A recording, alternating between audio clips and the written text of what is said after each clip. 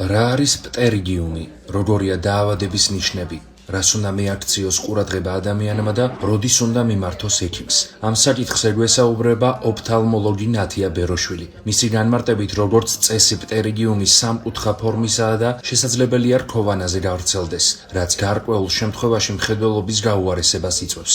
სპეციალისტმა დაავადების პრევენციისთვის საჭირო მეთოდებზეც ისაუბრა. მან ამ მიმართულებით მოქალაქეებისთვის გარკვეული რეკომენდაცია გასცა.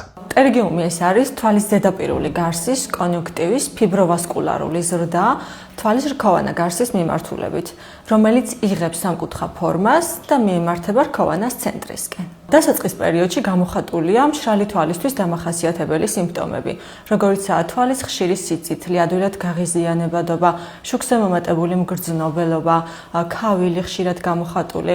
ამ დროს პაციენტს მნიშვნელოვნად გამოხატული პტერიგიუმი არ აქვს და თვითონ შეიძლება ვერ შეამჩნიოს ეს ვიზუალურად. გამომწვევი მიზეზები შეიძლება იყოს მშრალი თვალის დაავადება, ერთ-ერთი მიზეზი, მეორე ულტრაიისფერი სხივების ზემოქმედება, რომელიც ძალიან დიდ როლს ასრულებს, ასევე გენეტიკურ როლსაც მიეკუთვნება გარკვეულწილად მნიშვნელობა, მეტაბოლიზმის დარღვევა და ორგანიზმის განწყობა ამ დაავადების მიმართ.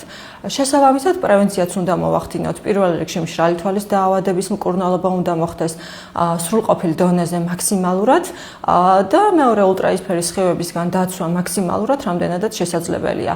ძალიან მნიშვნელოვანია ექიმთან პერიოდული ვიზიტი, იმისთვის რომ განისაზღვროს თუ რა დონეზე ჩატარდეს უკვე ქირურგიული ჩარევა, თუმცა ქირურგიული ჩარევა შედეგის მომტანია, მაგრამ ხშირად ახასიათებს რეციდივი.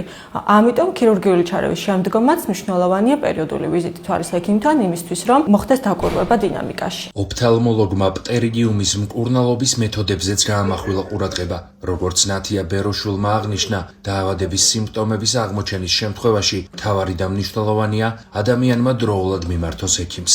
პტერიგიუმის ქირურგიული ჩარევა, თუ ის დროულად ჩატარდა, არ არის რთული ქირურგიული ჩარევა, ამ დროს ხდება მისი ეგრეთ წოდებული გადაფხეკვა რქოვანა გარსიდან, თუმცა იმისთვის რომ არ მოხდეს რეციდივი, აუცილებელია თანამედროვე მიდგომებით ქირურგიული ჩარევა, ეგრეთ წოდებული ავტოგრაფტის გამოყენებით. როდესაც გაქვთ თვალის ხშირი სიწითლე, აუცილებლად მიმართეთ თვალის ექიმს, იმისთვის რომ იქნას გამოკვლეული თუ რის გამო არის ეს თვალის სიწითლე გამოხატული, ასევე შუქზე მომატებული მგრძნობელობა, თვალის ხშირი გაღიზიანება, ქავილის შეგრძნება, მოსრესვის სურვილი, თითქოს ქვიშის შეგრძნება თვალში.